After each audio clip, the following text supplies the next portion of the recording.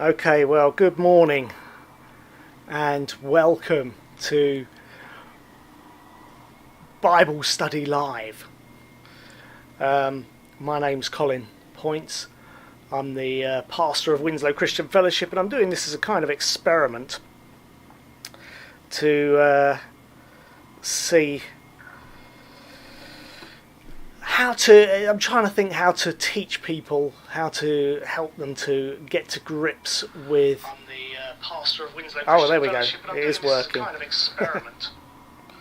Sorry about that. So yeah, I'm trying to help people to learn how to do their own Bible study for themselves, how to get to grips with the Bible. And so I thought, well, one of the best ways to teach is to invite you into the study, and you can see what I do. This is my Bible software there, that you can see what I'm doing as I'm doing it. There's quite a lot going on the screen, don't need to worry about too much, but if you can see, there's my mouse on the Bible side of things. That's the ESV Bible passage. I'm looking at Mark chapter 5 verses 1 to 20. It's on the ESV at the moment. Across the top there I've got different tabs I can click on and open the NIV or the Greek. I do read a little bit of Greek, not very well, and then the this is the ASV, which is quite a literal translation, the American Standard Version. I'll go back to ESV. This middle panel here is my various commentaries, and again there's tabs for the different commentaries across the top. I'm probably not going to be looking at commentaries today. Over here, this is my notes, so I'll be typing as I'm going along, typing my notes up. If you do leave any messages, any notes, any comments on the live chat, then that'd be great. I'll be able to read those as you type them and maybe respond to them, and maybe you'll point things out that I've missed. Okay, so as I say, this is a bit of an experiment, so I hope this it works. I hope this is helpful. Helps you to see how I do Bible study. The reason I'm looking at this passage is that's what I'm going to preach on. Mark chapter 5, Jesus heals a man with a demon. And so, if you're a member of Winslow Christian Fellowship, which is who really is the target audience, then when it comes to Sunday and I preach, then you will be more keyed up, hopefully, because you've been able to see this, some of the thinking that's gone into it. I don't know if you're going to pick up on some of the sounds of GigaClear laying cables, but they're right outside the window at the moment. Very well timed of them for this first live stream Bible study. Anyway, I'm going to read the passage right through. That's a good first stop. Just go read through the passage from beginning to end and then start looking at it verse by verse. They came to the other side of the sea, to the country of the Gerasenes, and when Jesus had stepped out of the boat, immediately there met him out of the tombs a man with an unclean spirit. He lived among the tombs, and no one could bind him any more, not even with a chain. For he had often been bound with shackles and chains, but he wrenched the chains apart, and he broke the shackles in pieces. No one had the strength to subdue him.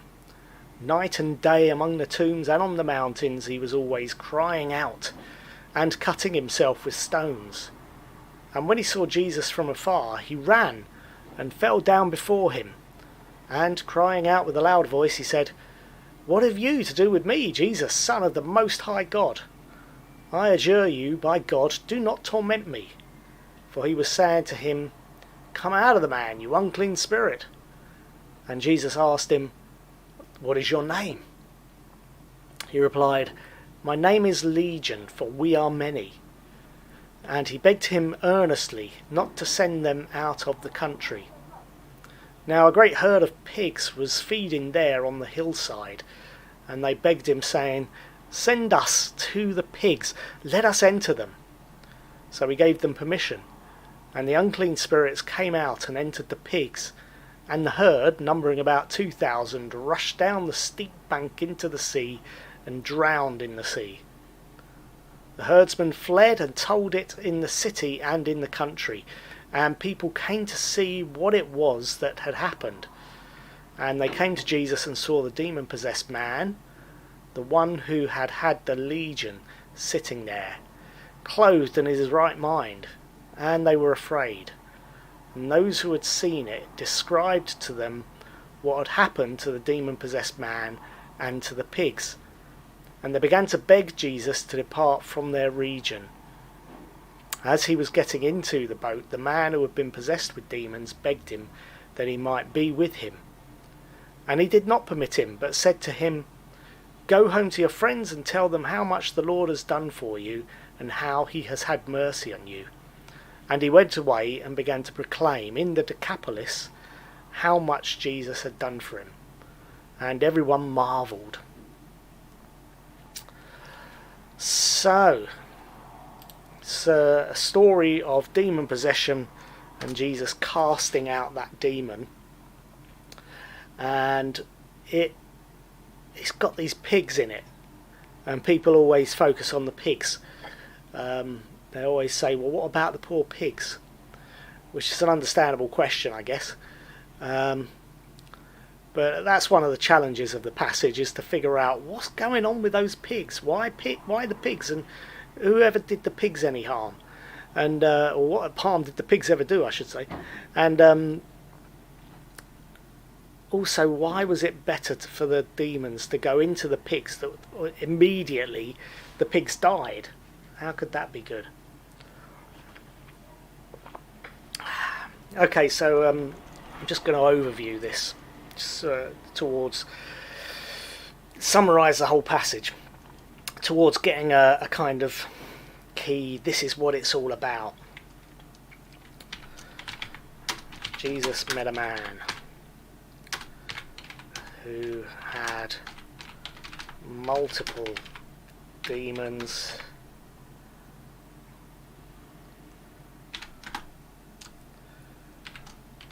This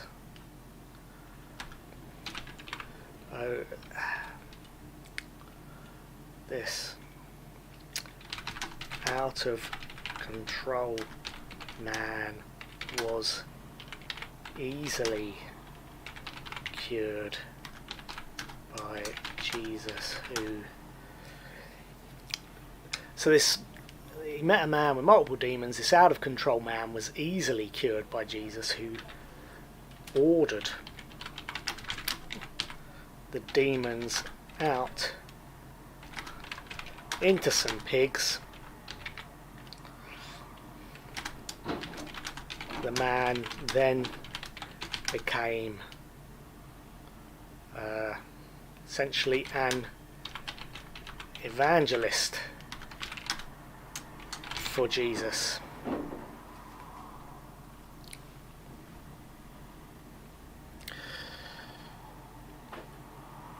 Okay.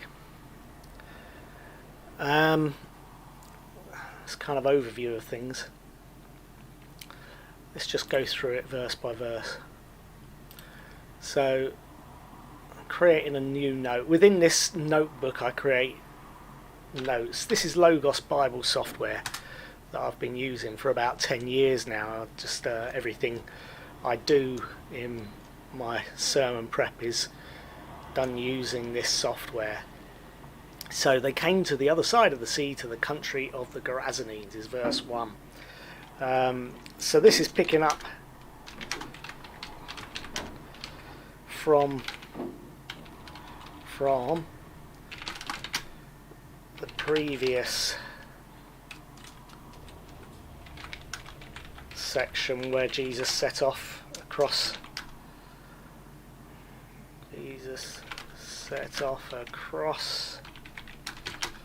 the lake.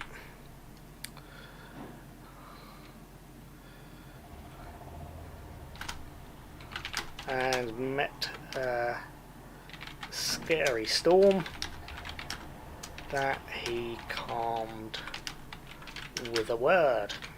So now he's on the other side of the lake.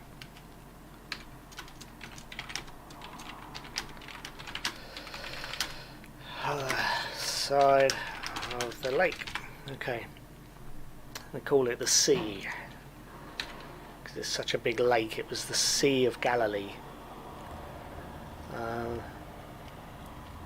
The country of the Gerasenes. So it's this section about authority. So last week's passage I was talking about it being Jesus has authority over nature, because there was a storm and he spoke to the storm and the storm immediately went calm.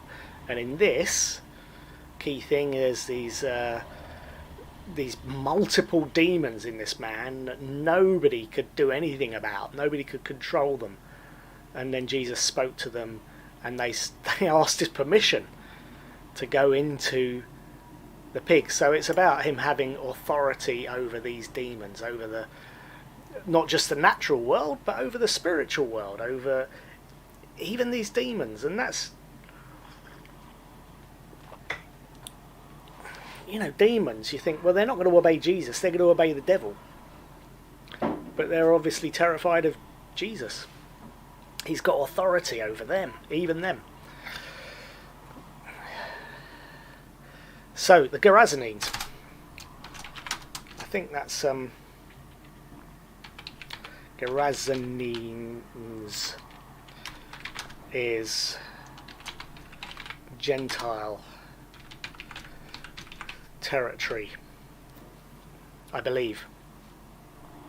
If I put hover my cursor over the word Gerasenes, then this thing on the right, over the right here, that gives us immediate definition of it. City and district in the Decapolis, that's the word that's used in the last verse, proclaiming in the Decapolis.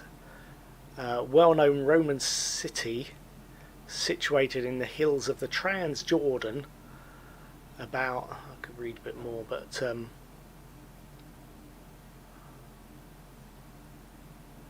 is it Gentile territory? Could be. This is what I come to the commentaries later on. Would answer that question. Is the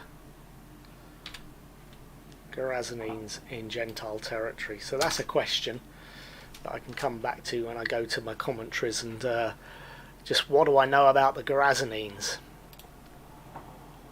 The Gerasenes, it's a city and a district in the Decapolis.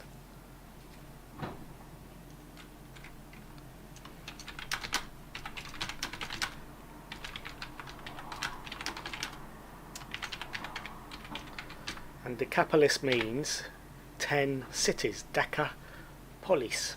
Polis. That's Latin. It's not Greek. It's Latin. Sounds very Roman. That's verse 1. Jesus is there, possibly in Gentile territory.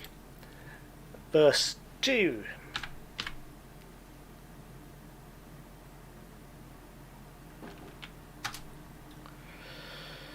When Jesus stepped out of the boat, immediately there met him out of the tombs a man with an unclean spirit. This is an immediate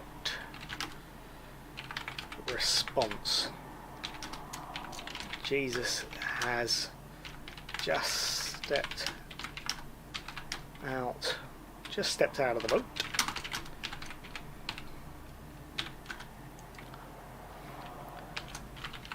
Were the demons aware that Jesus was on his way? Ooh, that lorry's stopped and gone off now. That's nice. There's a rumbling. Were the demons aware that Jesus was on his way? Did they deliberately? Probably find out that my spelling is not great as well as you watch this and you see me typing. Did they deliberately bring the man out to meet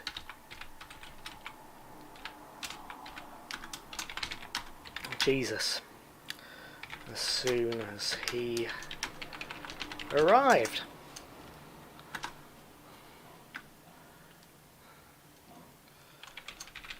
Poor Jesus can't get a rest.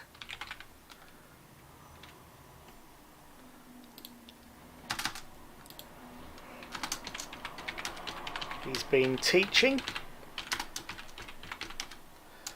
then he was woken up to deal with the storm. Now he's got to deal with this demon possessed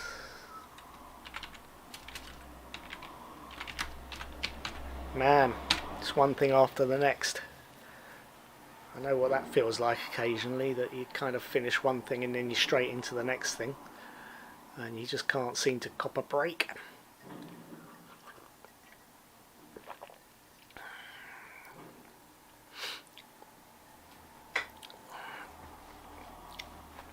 Immediately there met him out of the tombs a man with an unclean spirit. There's so much detail in each verse sometimes.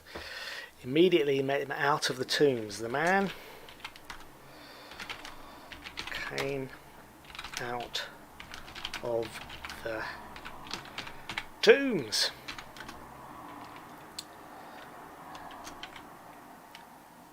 He comes from the place of death.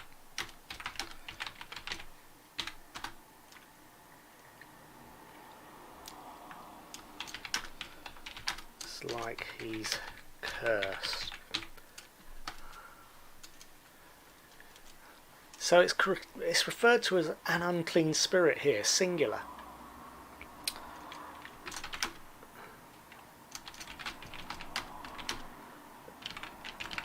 So the spirit is referred to in the singular and as unclean. Singular is strange because we know from my name is Legion, for we are many. That's verse 9. Verse 9 that the man had many demons in him.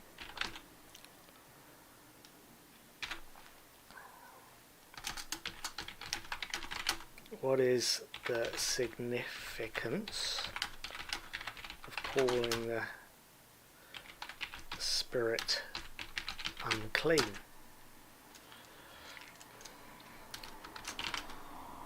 The fact that the demons went into pigs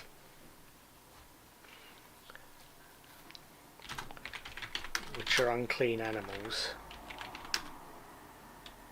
Unclean? Unclean.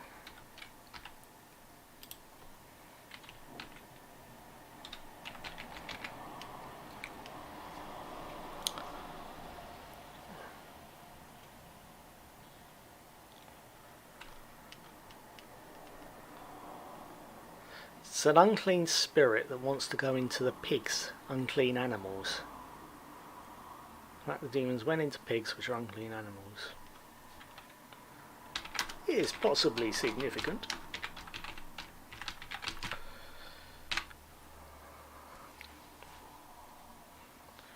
Jesus stepped out of the boat immediately and met him out of the tombs, a man with an unclean spirit.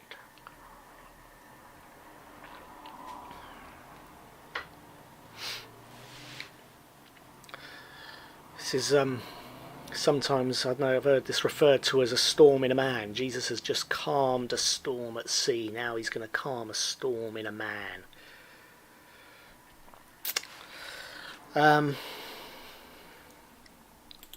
Alright, let's go on to verse 3.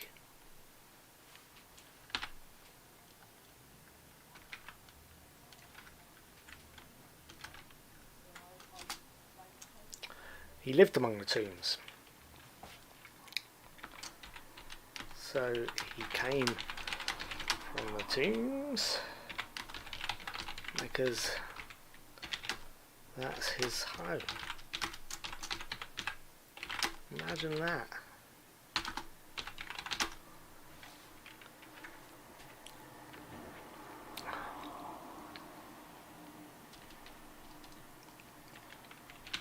Living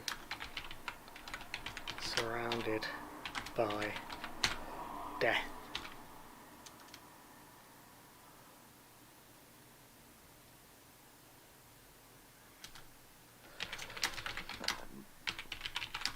Was that where the demons preferred?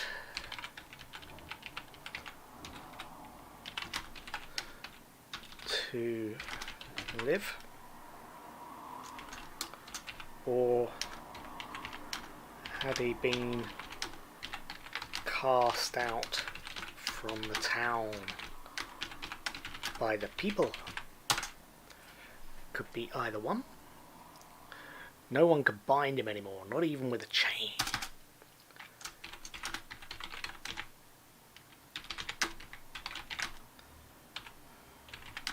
No chain could bind him, which means that people had tried. That's extreme. That is.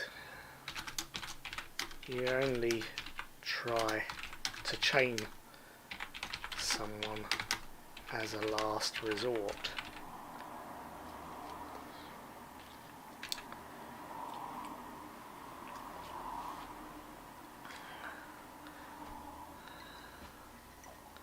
No one could bind him anymore, not even with a chain.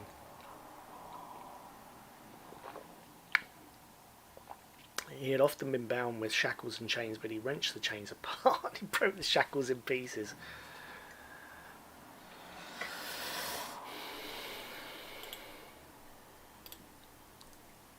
Let's see that. Verse 4.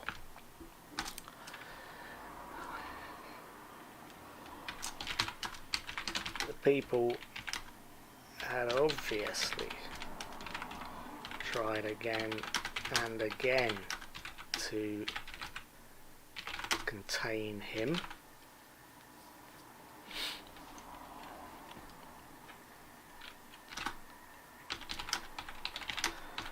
But could not.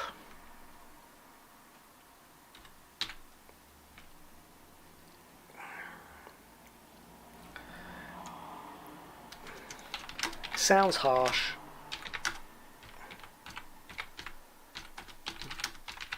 but it could well have been an act of compassion. Yeah, although you're trying to chain this person up, if they're out of their mind, that's kind of trying to do something for their own good. The fact that he was living in the tombs was perhaps the only alternative, because they could not contain him around other people.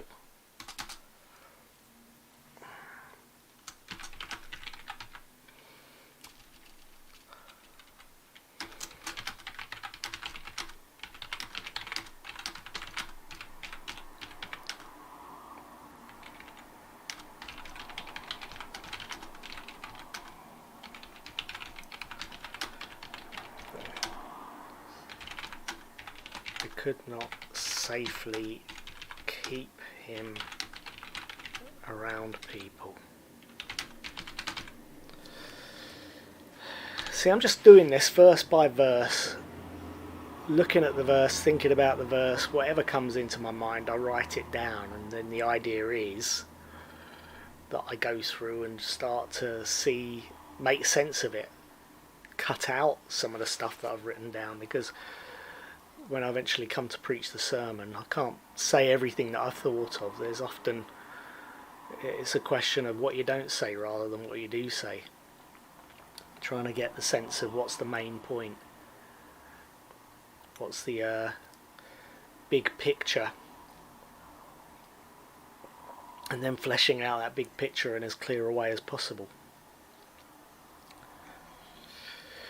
So yeah, welcome if you've joined me recently. I'm just doing this Bible study live. I'm just going through this passage, Mark 5, 1-20, which I'm going to be preaching on Sunday, and it's a way for you to just see what my process is, and hopefully, I'm not perfect, but you'll maybe learn something from just watching what I'm doing. And then if you're watching the sermon on Sunday, when I do the Sunday morning service live stream, then perhaps you'll be more in tune with what I'm saying. So verse 4 I'm on at the moment. The fact that he was in the tombs, yeah.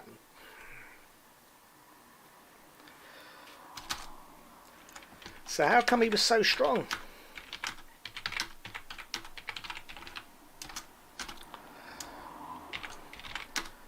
Does demon possession increase muscle mass?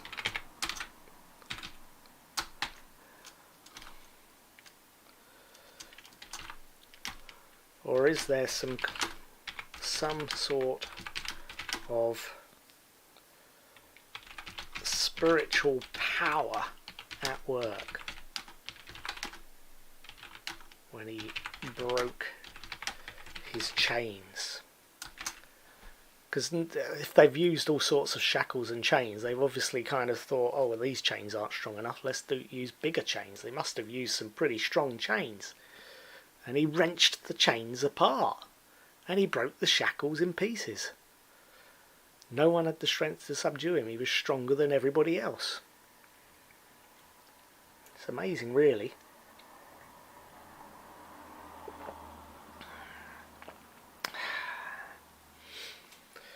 Strongest man around, but does that mean he's got power? That's an interesting one. Being the strongest does not mean he had power, because he could not control it. We talked last time about authority as power and the right to use it, but I suppose power is strength with the control to use that strength. That's what true power is. Yeah. Alright, verse 5. Night and day among the tombs and on the mountains. He was always crying out and cutting himself with stones. Obviously not happy.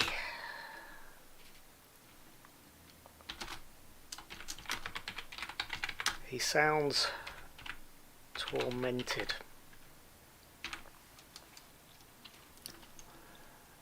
These literal demons are analogous to the kind of things that we think of as demons today, like the things that we can't free ourselves from, whether it be alcohol addiction or things that have happened in the past that still haunt us. Those are our demons. They're not literal demons like this, but they can torment us.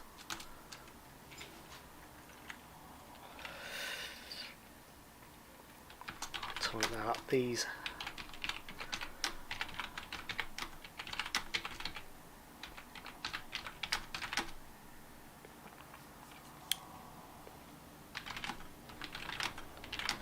The things we call demons.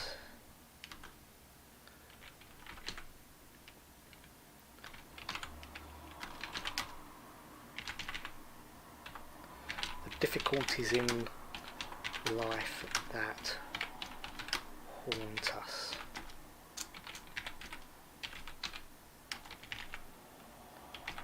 Alcohol addiction, memories of trauma,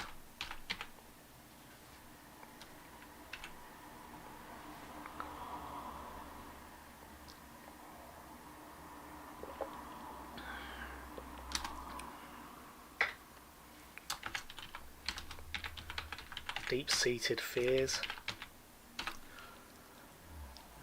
And I suppose, you know, these demons can control us.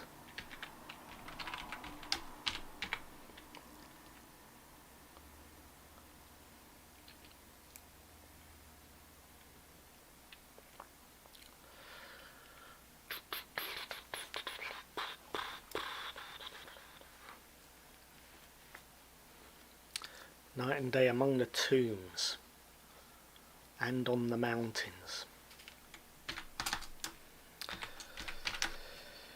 So the tombs are not the only place. This man went. He would go out on the mountains. All that energy. Go out on the mountains. Go to the mountain to try and call out to God. Was he calling out to God? Just crying out in torment.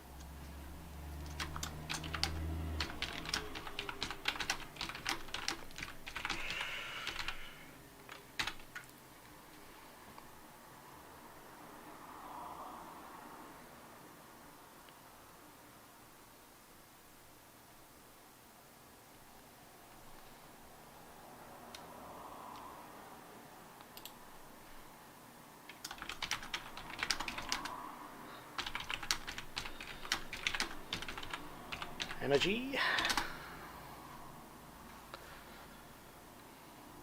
If you're watching this on a small screen, then sorry that you probably can't read the text. It's very small, isn't it? I know if I was better at this live streaming stuff, I'd be able to zoom in on the bit that I'm typing. But maybe next week I'll learn how to do that.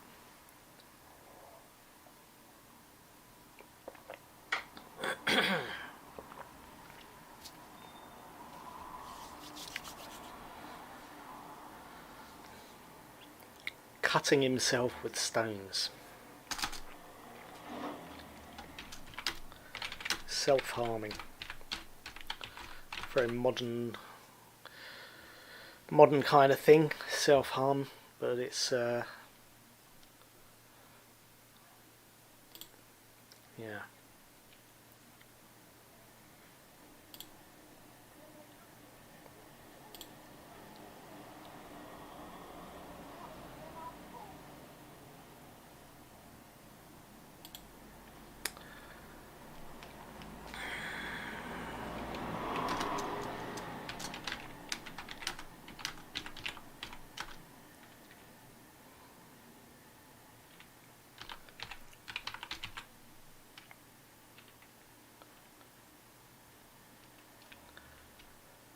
What is that then?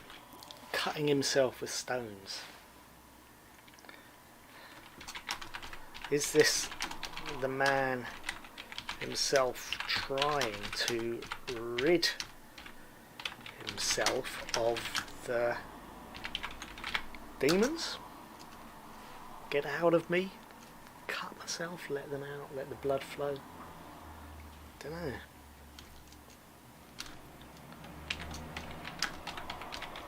What causes that kind of self-destructive behaviour?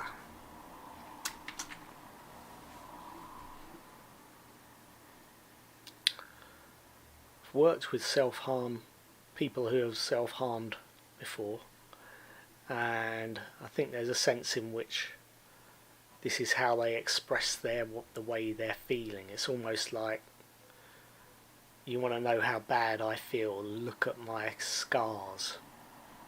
You can't see the scars inside, but you can see the cuts on my skin. So I don't know if that's relevant here.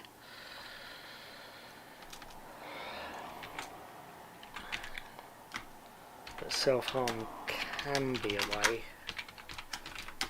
to express how awful someone feels. Almost a way of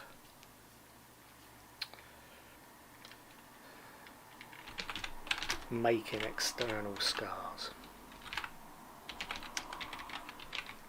and pains to match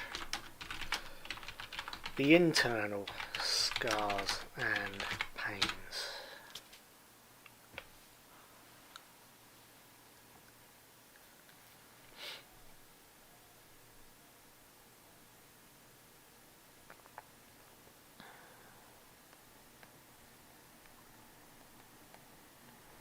Okay, and when he saw Jesus from afar, he ran and fell down before him. So yeah.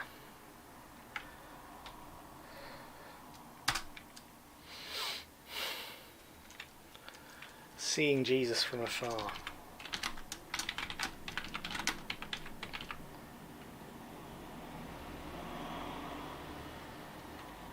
And then running.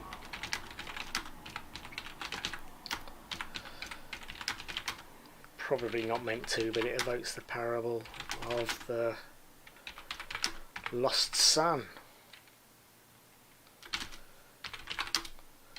When he returned home, his father saw him from afar and ran to him. But it's a very different situation. And probably not that relevant as a connection. Who knows?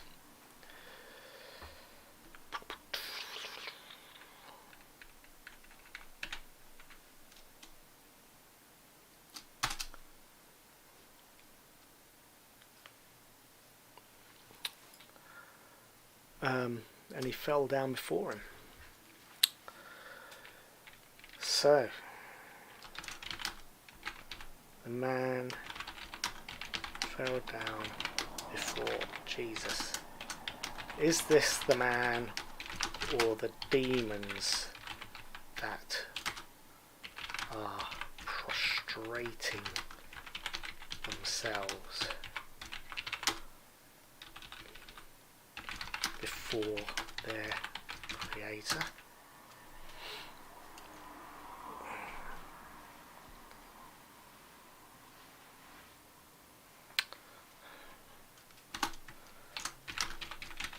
It looks like it's the demons, because they are the ones that speak next.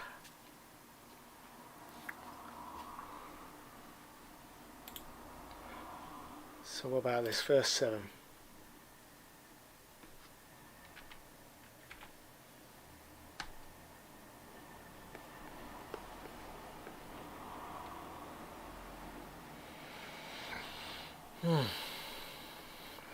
Crying out in a loud voice. Crying out with a loud voice. Crying out. Crying out in verse Grazzo. And then crying here Grazzo.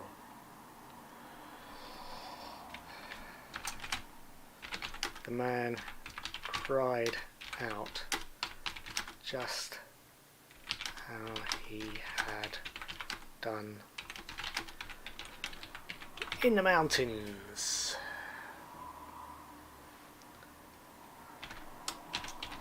But now he's here.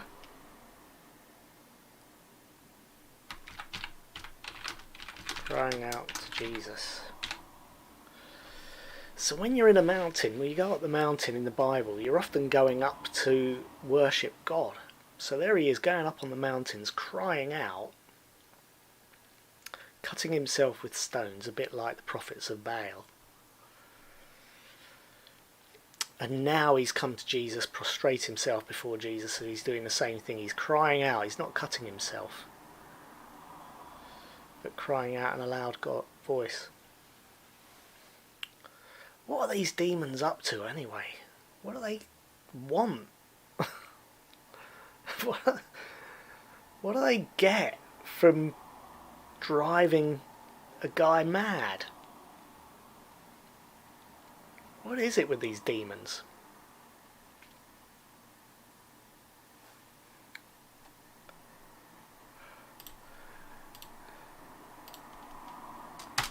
There's a theological question for us.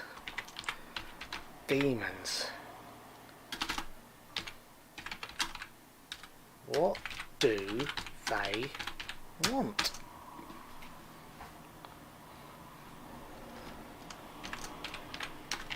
How do they benefit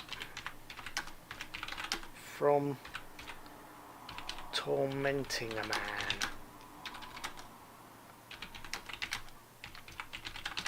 and driving him mad?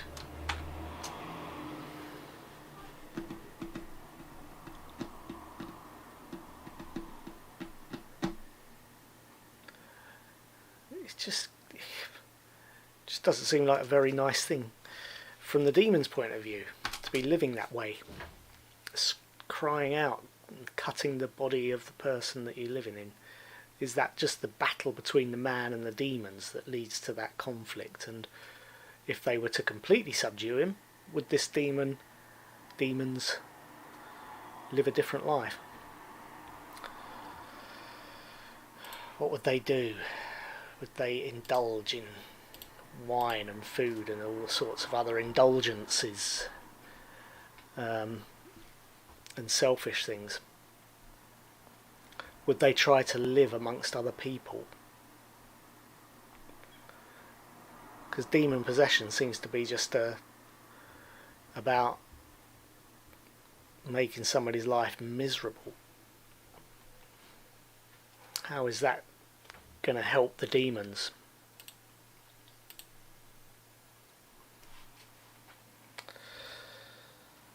Okay, we're on to still on verse 7. Crying out in a loud voice, he said to Jesus, "What have you to do with me, Jesus?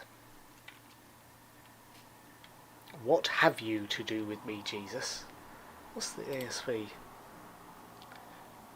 He saith, "What have I to do with thee, Jesus?"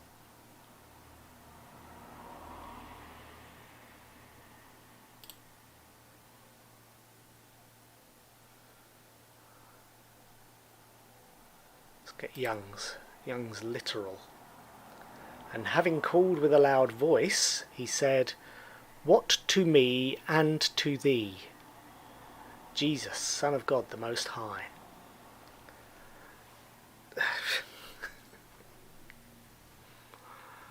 What's he actually saying there?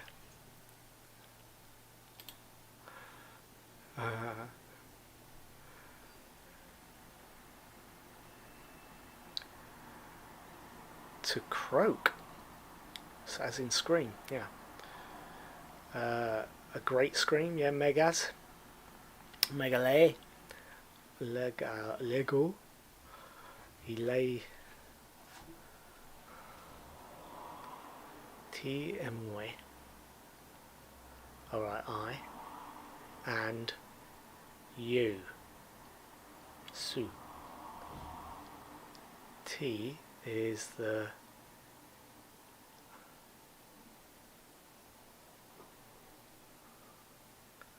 Jesus I and you, Jesus. What have you to do with me? What have I have you to do with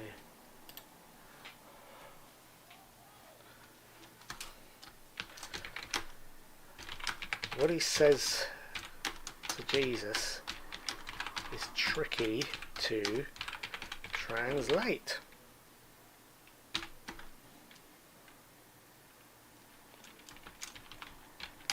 Seems to be about the relationship between Jesus and the demon.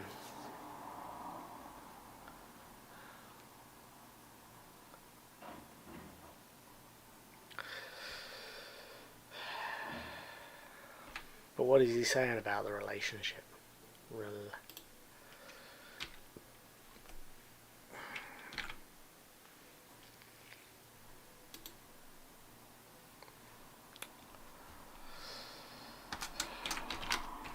One thing that is clear is that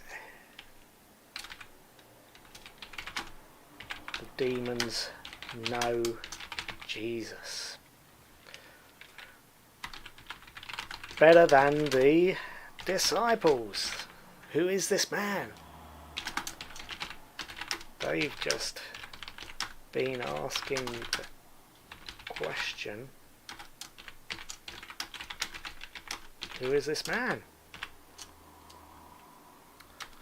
As in chapter 4, verse 31.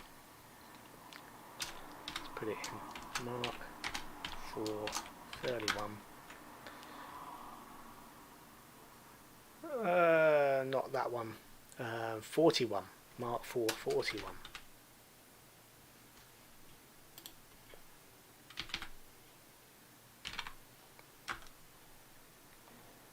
They were terrified and asked each other, who is this? Even the wind and the waves obey him. No confusion here.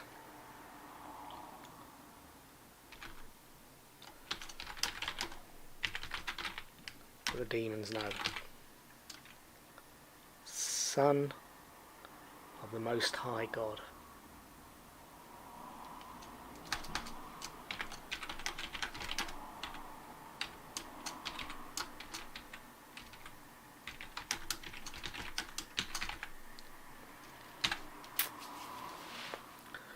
So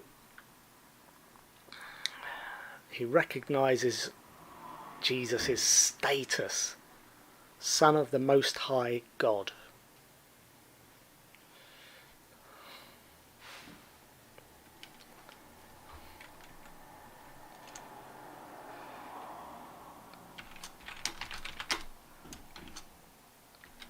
How does he know?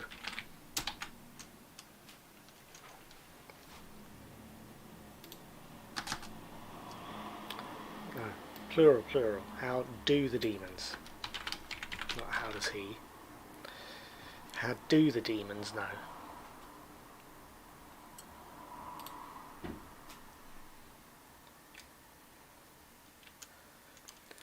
Yeah, it's going to take the disciples a long time to reach that stage of recognising that Jesus is the Son of the Most High God. Something as great as that. They're probably guessing that he's the Messiah. I think they know that, or suspect it, but they don't know that the Messiah is God the Son of God. I assure you, by God, do not torment me. I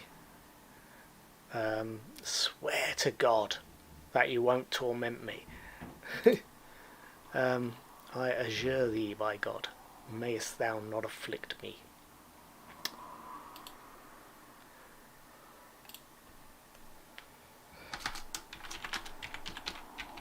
Demons plead with Jesus not to torment them. They've been tormenting this man. don't want a taste of their own medicine.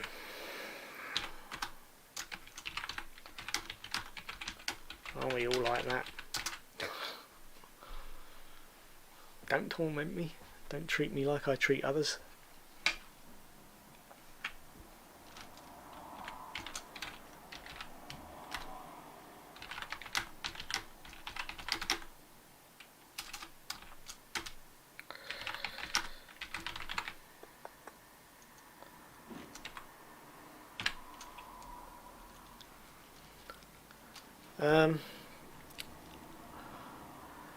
So he's pleading with Jesus. He recognises the demons. The demons recognise the authority of Jesus.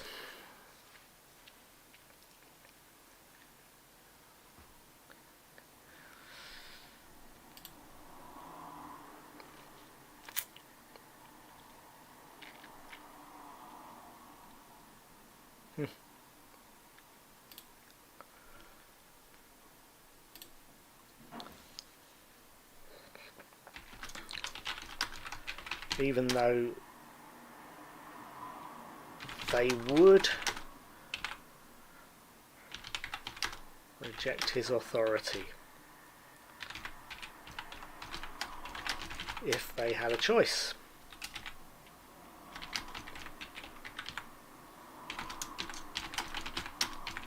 But they don't. This is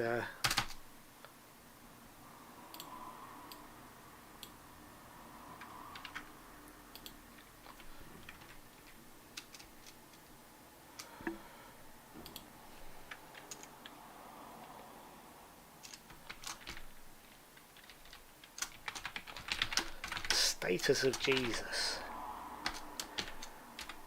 Jesus is not on an equal footing with the devil. They are not evenly matched at all.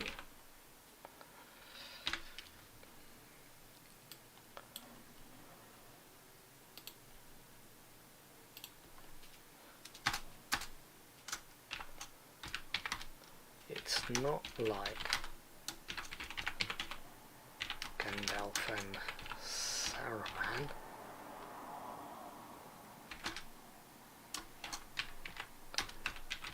It's not even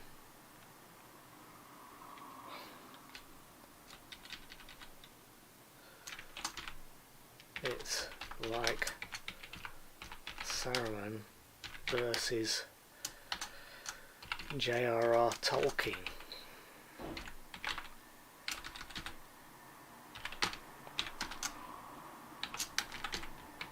Character in a book can't hope to oppose the author of the book.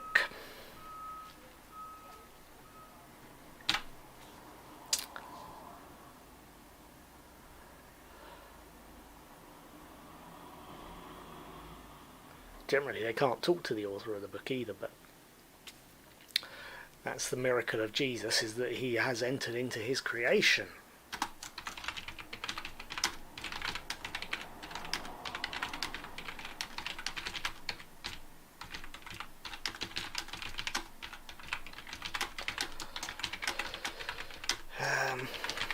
He's entered his own creation. That's the illustration. He's terrifying because he's the creator, he's the author and creator.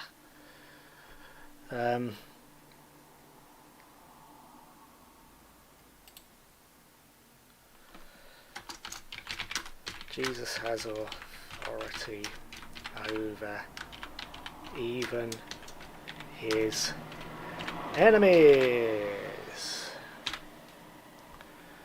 Yes. For he was saying,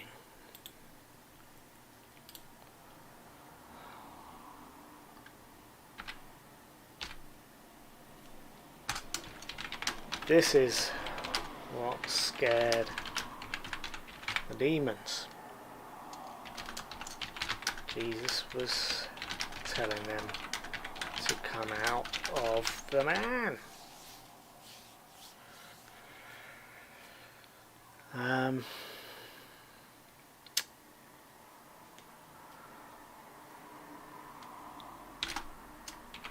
And if Jesus commands it, all they can do is hope for the best.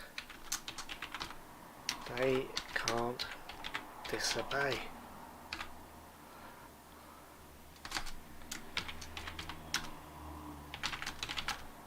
Why did the devil ever reject God in the first place?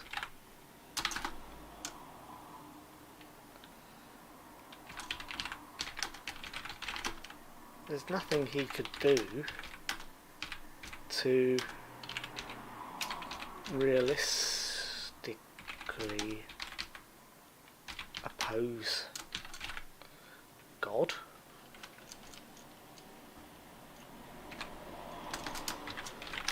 Come to think of it, why do we ever oppose God? The devil doesn't stand a chance. We certainly couldn't do any better.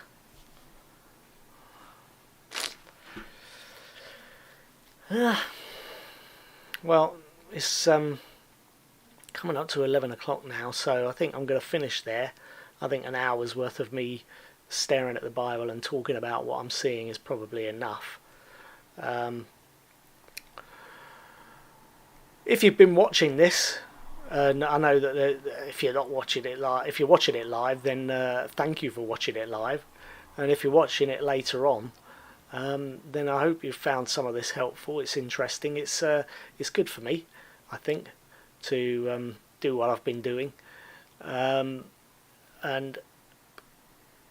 yeah, maybe in future weeks it'll become better, and I'll figure out how to zoom in on the bits that I'm typing so you can see, and I don't have to always say what I'm typing, which I know I wasn't always. Anyway, hopefully that was helpful, and it gives you some idea of some of the things that I'm going to be saying on Sunday.